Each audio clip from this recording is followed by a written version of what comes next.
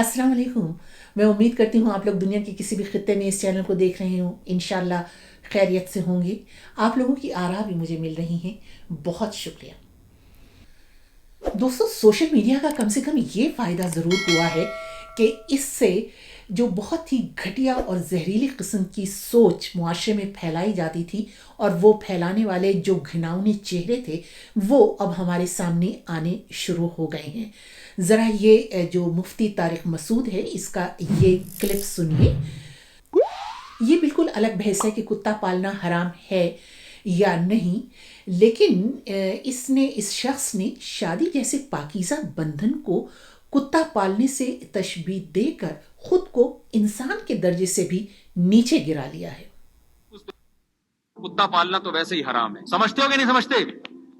बाकी पालें फिर क्या क्या क्या पालें, सवाल पैदा होता है ना। कुछ भी नहीं पाले, ऐसा नहीं है। सबसे पहले बीवियां पालें आप। लिहाजा कोई आपको नेक औरत मिलती है, एक मिले उसको भी पे भी कब्जा करो, दूसरी मिले उस पे भी कब्जा करो, तीसरी मिले उस पे भी कब्जा करो, चौथी मिले उस पे। कुत्ता पालना बिल्कुल हराम नहीं है। मैं मुख्तलिफ फ़ुक़हा की राय के साथ इस पर एक अलग वीलॉग करूँगी। और आप लोग सभी मुसलमान जानते हैं कि कुरान हकीम में किस तरह से असहाब काफ के हिफाजत पे जो कुत्ता मामूर था, उसका कितनी इज़्ज़त और एहतराम से ज़िक्र है कुरान शरीफ में। इस पर मैं अलग वीलॉग करूँगी।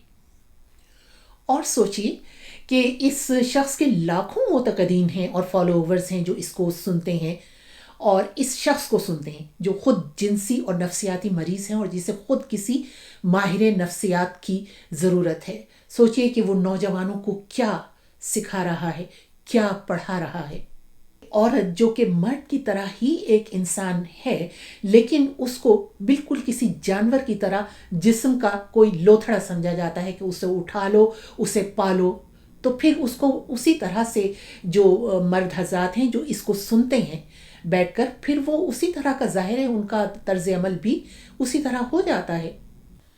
बीवी आपकी ज़िंदगी की साथी होती है, बजाय इसके कि ये इन नौजवानों को ये बताएं कि औरत की किस तरह से इज्जत की जाती है और औरत भी मर्द की तरह ही एक इंसान होती है जिसके जज्बात होते हैं, ज़हन होता है, उसका इज्जत और एहतराम उसका कैसे किया जाता है। उसके बजाय उन्हें ये बता रहा है कि नहीं, कुत्ता ना पालो, वो तो हराम है पालना, तुम बीवी को पालो। और एक नहीं, दो नहीं, तीन नहीं, चार चार बीवियों को पालो, गोया कि बीवी ना हुई कोई बिल्लियाँ हो गई।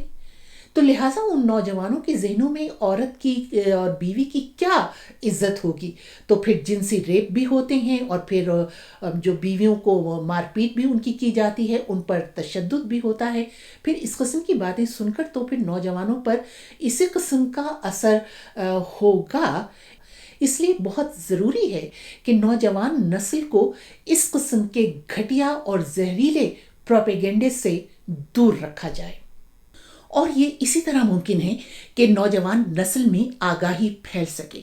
तो जैसा कि शुरू में मैंने इस सोशल मीडिया की अफादियत का जिक्र किया था, तो वहाँ मैंने इस किस्म की बहुत सी ट्वीट्स देखी हैं और ये यहाँ पर आप भी देखिए कि किस तरह से लोगों ने ट्वीट किया है कि इनकी हर वीडियो के नीचे ये वार्निंग डली होनी चाहिए कि तारिक मसूद अक्ल और गैरत के लिए नुकसानदेह है, वजारत सेहत, हुकूमत पाकिस्तान।